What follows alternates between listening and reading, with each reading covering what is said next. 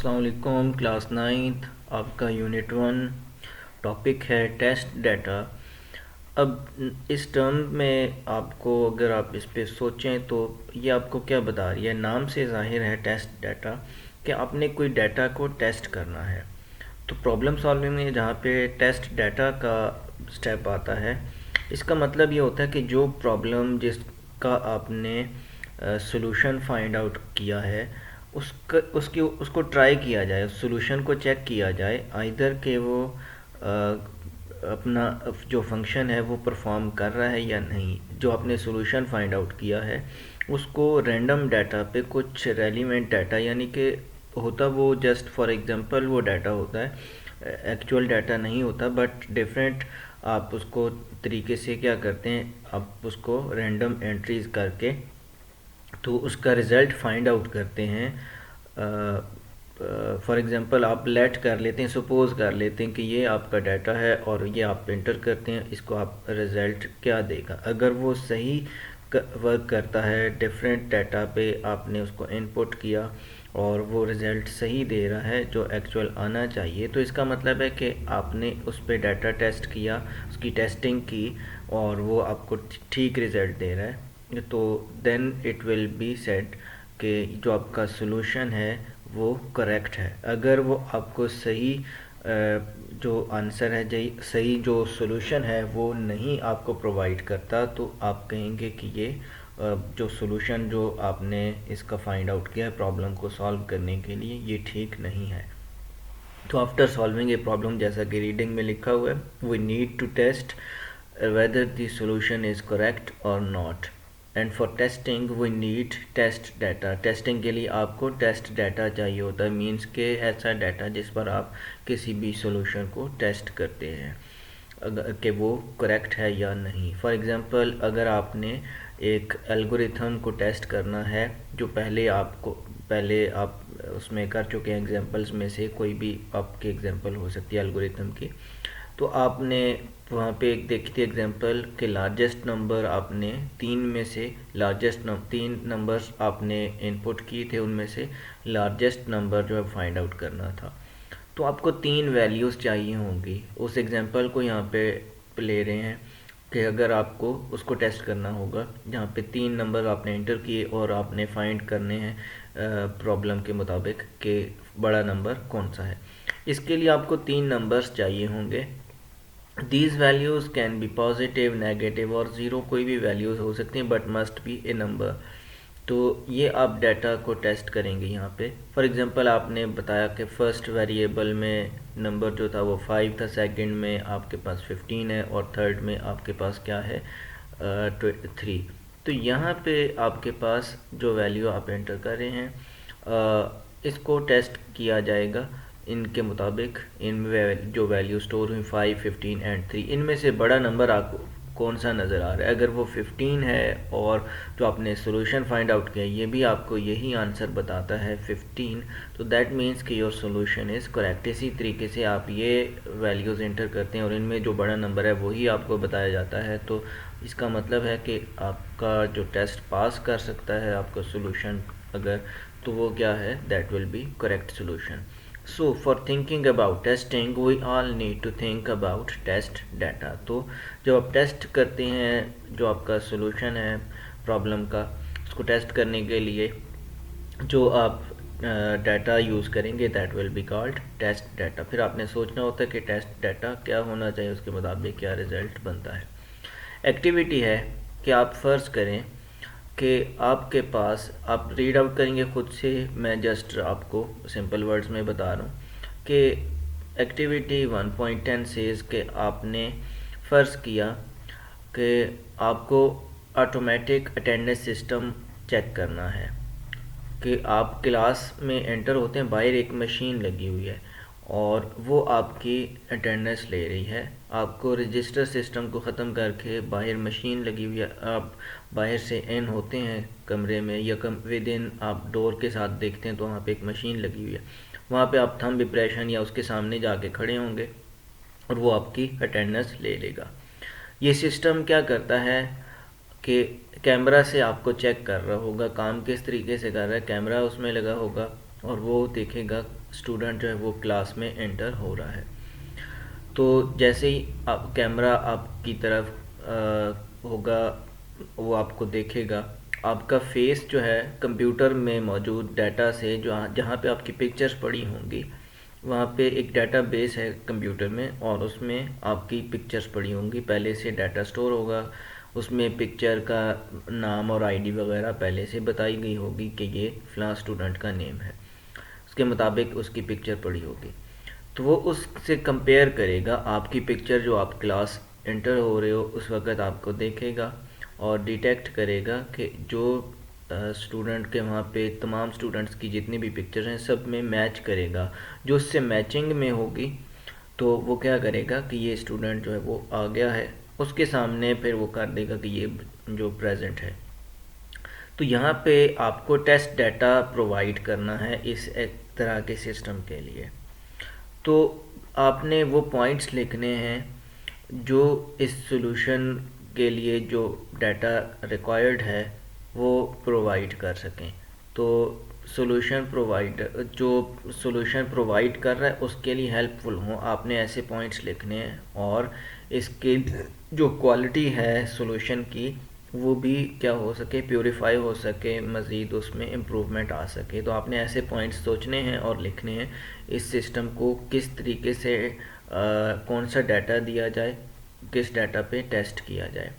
आप इस पे सोच सकते हैं कि इसमें एक पॉइंट ये भी आ जाता है कि स्टूडेंट्स कभी उनका आइडेंटिकल भी हो सकते हैं, उनके जो यहाँ पे एक चीज़ जो काउंटर आप मज़ीद करने के डिफरेंट ट्रेसेस हो सकते हैं, या एक दिन आपने मफलर फॉर एग्जांपल किया वो दूसरे दिन नहीं किया हुआ, या पिक्चर में आपके जो हेयर स्टाइल था वो और था, जो वहाँ पे कैप पहनी हुई थी। तो डिफरेंट सिनेरियोज हो सकते हैं ना, तो हेयर कट वहाँ पे कैसी थी, अभी कैसी है। तो ये तमाम पॉइंट्स इसको मद्देनज़र रखते हुए आपने वो बताने हैं, वो इसमें आपने पॉइंट्स रेज़ करने हैं, और कि जो इसको हेल्पफुल हों, जो बंदा इस पे काम कर रहा है उसके लिए हेल्पफुल हों। ये इसको आप एक्टिविटी को होमवर्क के तौर पे लेंगे, और ये सारा काम आपने फिर नोटबुक पे ये करना होगा। एक्टिविटी 1.10 इसके मुताबिक ये हेडिंग दे के, और ये सिनेरियो ऊपर जो गिवन है ये लिखेंगे, साथ में आप अपने पॉइंट्स लिखेंगे। तो ये activity that will be helpful आपको लर्निंग में। इस पे सोचने का जो आप टाइम सर्व करेंगे तो इसका आपको फ़ायदा होगा कि कितना इम्पॉर्टेंट है टेस्ट डाटा। टेस्टिंग की इम्पॉर्टेंस क्या है, ये टॉपिक है हमारा। Testing is essential. पहले था कि टेस्ट डाटा क्या होता है, रिक्वायर्ड क्यों होता है, ये उस एग्जांपल हमने देखी। अब उसकी इम्पॉर्टेंस बताई जा रही है। ये एसेंशियल है कि आप डिफेक्ट्स जितने भी होते हैं या एरर्स होते हैं किसी भी सॉल्यूशन में, उनको फाइंड आउट करने के लिए कि सिस्टम जो आपने या जो आपने सॉल्यूशन फाइंड आउट किया है किसी प्रॉब्लम को सॉल्व करने के लिए, वो सही काम करता है या नहीं, उसमें कहीं पे एरर्स हैं, कहीं पे डिफेक्ट्स हैं, तो उनको काउंटर करने में हेल्पफुल होता है। और सॉल्यूशन जो आपने फाइंड आउट किया है उसको इम्प्रूव करने में भी मदद देता है। अगर आपने एक प्रॉब्लम सॉल्व की है और कोई और यूज़र है उसको कमर्शियल पर्पस के लिए यूज़ करता है, तो कमर्शियल एक्टिविटीज़ में वहाँ पे कितनी करेक्टनेस वो बताएगा वो सिस्टम, क्योंकि आप तो सिंगली आप खुद चेक कर रहे हो ना। अब जहाँ पे मल्टीपल पीपल आर वर्किंग, वहाँ पे उन्होंने उस पर काम करना है, उसको यूज़ करेंगे, तो वहाँ सिनेरियो डिफरेंट हो सकते हैं। तो आपने हर तरीके से उसको टेस्ट करना होगा। अगर फॉर एग्ज़ाम्पल आपने फाइनेंस मैनेजमेंट के लिए कुछ सॉल्यूशन, कोई प्रोग्राम ऐसा बनाया है जो फाइनेंस मैनेजमेंट में हेल्पफुल होगा, तो कहीं पे जब बैंक्स उसको यूज़ करेंगे तो अगर वो एरर दे जाता है तो उस केस में क्या होगा, वहाँ पे किस तरीके के लोग यूज़ करेंगे, इसके वो तमाम पॉइंट्स आपने मद्देनज़र रखने होते हैं और इस तरीके से उसकी टेस्टिंग करनी हो, ताकि बाद में अगर कोई इस तरह का सिनेरियो बनता है जहाँ पे वो पॉइंट्स रेज हो सकते हैं, तो उनको पहले ही आपने काउंटर किया हुआ हो, उनको आपने खुद से सोचना होता है। तो इसलिए टेस्टिंग की बहुत ज़्यादा इम्पोर्टेंस है। अब डू यू नो, यहाँ पे लिखा हुआ कि स्पेस शटल चैलेंजर STS-51L, ये एक स्पेस शटल थी जो मिशन जो जाते हैं, तो उसका नाम था चैलेंजर STS-51L। ये स्पेस फ्लाइट एंडेड हुई इन ए ट्रेजेडी ऑन जनवरी 28, 1986 में, और only 73 seconds after lift off. ये यानी कि जब इसको लॉन्च किया गया, जब शटल को रवाना किया जाता है, मींस के इतना सारा फ्यूल होता है, उसकी कंजम्पशन सारी वो करते हुए फिर उसको लेके जाता है, वो शेल्स फेंकता जाता है, फ्यूल उसको हेल्पफुल होता है कि उसको मज़ीद ऊपर खला में लेके जाए। तो जब उसको लॉन्च किया गया स्पेस शटल को, तो क्या हुआ, उसके आफ्टर 73 सेकेंड्स वो क्या हुआ, वो ब्लास्ट कर गया, यानी कि ख़त्म हो गया। और ये हादसा क्यों हुआ कि उसमें कोई कुछ एरर रह गए थे जो जिनको काउंटर नहीं किया गया। तो इस तरह के बड़े नुक्स, ये बात यहाँ पे क्यों बताई जा रही है कि जब इस तरह के काम किए जाते हैं तो कंप्यूटर को आपने क्योंकि कंप्यूटर में आपने जो सिनेरियोज़ के मुताबिक वो डील करता है, तो उसमें हर तरीके से उसको बताना होता है, तमाम तरह की टेस्टिंग करके जितने भी डिफेक्ट्स होते हैं उनको काउंटर पहले से करना होता है, ताकि इस तरह के नुकसान जो हैं उनसे बचा जा सके।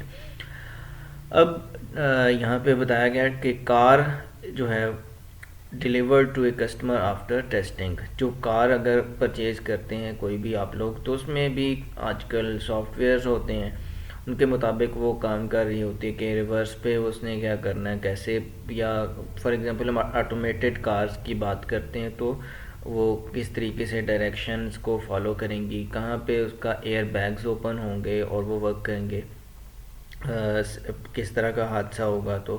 तो ये तमाम चीज़ें टेस्ट की जाती हैं, फिर कस्टमर्स तक पहुंचाई जाती हैं।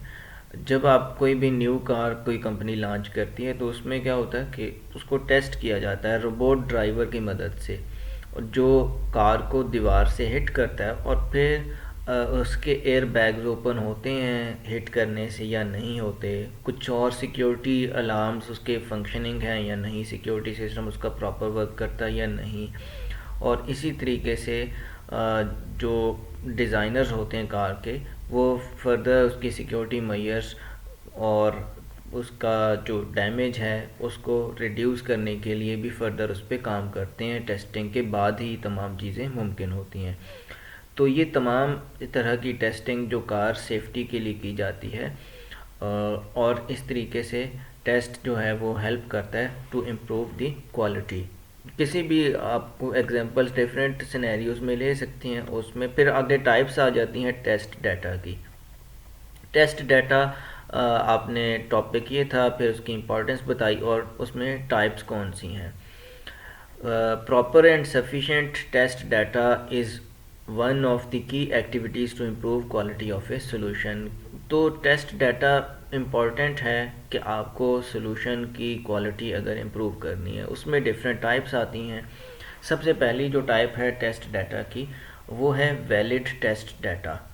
यानी कि वैलिड का मतलब ये है कि जो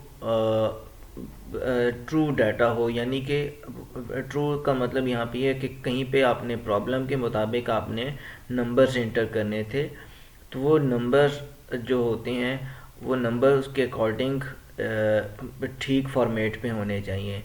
ये ना हो कि आप उसकी जगह कोई नाम एंटर कर दें। आपने अगर वैल्यूज़ जो है वो 1 से लेकर 100 तक आपने एंटर करनी थी और आपने उसमें जो वैल्यू एंटर की है वो 100 अबव एंटर कर दी है, तो ये क्या है, ये वैलिड डाटा नहीं है।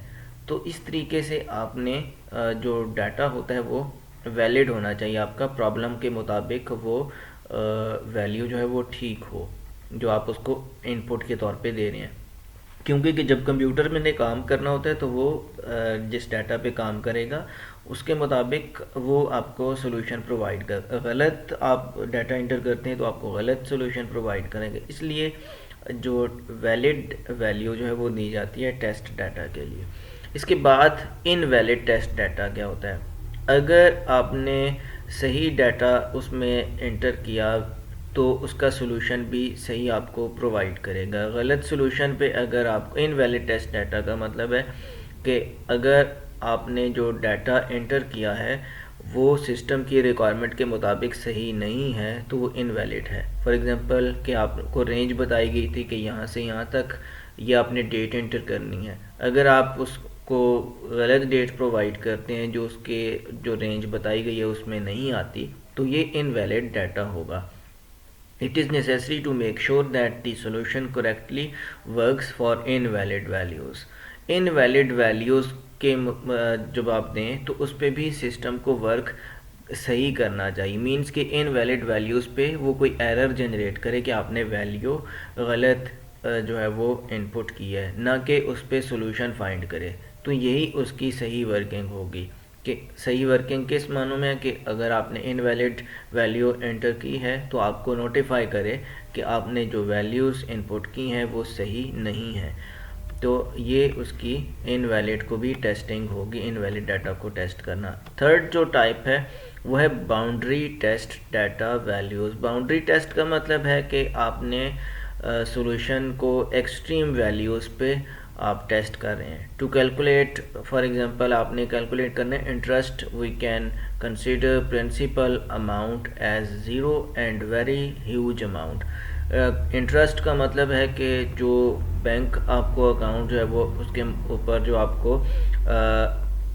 जो आपको फ़ायदा दे रहा होता है कोई भी बैंक, तो वो किस तरीके से इंटरेस्ट रेट को चेक किया जाता है कि कस्टमर को कितना उसमें बेनिफिट जो दे रहे होते हैं उस स्पेसिफिक अमाउंट पे वो ज़ीरो होगा या उसको मैक्सिमम वैल्यू कितनी होनी चाहिए, उसकी रेट ऑफ इंटरेस्ट की मैक्सिमम वैल्यू ह्यूज वैल्यू वो होती है उस अमाउंट पे चेक किया जाता है ताकि मिनिमम और मैक्सिमम दोनों पे चेक किया जा सके। इसको कहते हैं बाउंड्री, यानी कि विद इन तो आप एक रेंज में बताते हैं, ये शुरू की वैल्यू और बिल्कुल आखिर की वैल्यू दोनों तरफ से boundary values, boundary test data values कहलाती हैं।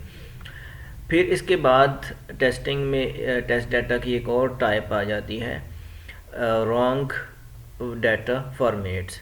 फॉर एग्जांपल आपने अगर आपका CNIC जो होता है वो आप देखें अगर उसको, या बे फॉर्म जो नंबर होता है आप देखिएगा उसमें 5 डिजिट्स होते हैं, फिर 7 डिजिट्स होते हैं और फिर आपका लास्ट में 1 डिजिट होता है। मींस कि विद इन एक आपको डैश नज़र आती है या हाइफन जिसे आप कहते हैं। तो ये एक फॉर्मेट के मुताबिक लिखा जाता है। इसी तरह जो आप लिखते हैं फॉर एग्ज़ाम्पल यहाँ पे हम कहते हैं कि डेट जो लिखी जाती है तो डेट में पहले डे आ रहा है, फिर उसके बाद मंथ आ रहा है और फिर ईयर आ रहा है। तो डिफरेंट फॉर्मेट्स होते हैं। आपके विंडोज़ में भी आपको ये टाइम के फॉर्मेट्स में बताया गया होगा कि पहले मंथ आप यूज़ करना चाहते हैं या डे पहले आए, तो ये तमाम चीज़ें फॉर्मेट्स कहलाती हैं। अगर आपको जो डाटा को इनपुट किया जाता है वो फॉर्मेट गलत है तो इस पर भी कोई नोटिफाई करना चाहिए। आपके जो सॉल्यूशन है वो अगर आपको इस पे नोटिफाई करता है कि आपका डाटा फॉर्मेट जो आपने जिस पे इंटर किया है वो गलत है, तो फिर क्या होगा, ये भी उसकी टेस्टिंग में होगी। For example giving an alphabet as input when in numeric value is expected, कि जब आपको नंबर इंटर करना हो लेकिन आप उस पर अल्फ़ाबेट्स इंटर कर रहे हैं तो यहाँ पे एरर जनरेट होना चाहिए, तो ये इसकी टेस्टिंग होगी। इसके बाद एब्सेंट डाटा। एब्सेंट डाटा का मतलब है कि आप इन्वेस्टिगेट करें यहाँ पे कि सॉल्यूशन जो है still works if less number of inputs are given then expected, कि अगर उसको 4 वैल्यूज़ चाहिए थी और आपने 3 एंटर कर दी और तीनों पे वो काम कर रहा है, फोर्थ वन को जो आपने नहीं दी उस डाटा को इग्नोर करते हुए, तो then everyone cannot provide this information. For example आपने यहाँ पे इन्होंने बताया कि कोई लाइसेंस नंबर था, इसको आप रीड आउट करें अगर एग्जांपल को, तो इसमें ड्राइविंग लाइसेंस नंबर जो होता है, सिस्टम आपसे पूछता है आपका ड्राइविंग लाइसेंस नंबर क्या है और यूज़र उसको एंटर नहीं करता, तो ये हर एक को आपको पता है कि कुछ डाटा होता है जो हर एक का होगा। फॉर एग्ज़ाम्पल किसी का CNIC है, किसी का नाम है, नाम सबका होता है, लेकिन कुछ डाटा होता है वो हर एक पर्सन का नहीं होता। तो उस सूरत में सिस्टम को वो इग्नोर करना चाहिए, अपनी वर्किंग मुकम्मल करनी चाहिए। यहाँ पे ये बात बता रहे हैं कि एब्सेंट डाटा की सूरत में वो कैसे काम करेगा, ये भी सोल्यूशन में प्रोवाइडेड हो। फॉर एग्ज़ाम्पल ये ना हो कि आपने लाइसेंस नंबर किसी ने एंटर नहीं किया तो वो उस पर वर्किंग छोड़ दे, क्योंकि लाइसेंस हर एक का नहीं होता, इसलिए यहाँ पे ये एग्जांपल दी गई है। It is important to see how the system reacts in such situations. इस तरह के सूरत हाल को कैसे सिस्टम डील करता है, ये बात भी देखने की है। तो ये पहले से ये तमाम सिनेरियोज़ को मद्देनज़र रख के टेस्टिंग की जाती है। ये टेस्टिंग डाटा की टाइप्स थी। फर्दर जो अगला सेशन होगा उसमें verification and validation of a problem, जो सॉल्यूशन होगा प्रॉब्लम का उसकी वैलिडेशन और वेरिफिकेशन क्या होती है, ये हमारे अगले टॉपिक्स होंगे page 26 to onwards. I hope so you got it. आज का लेसन यहीं तक था। अस्सलाम वालेकुम।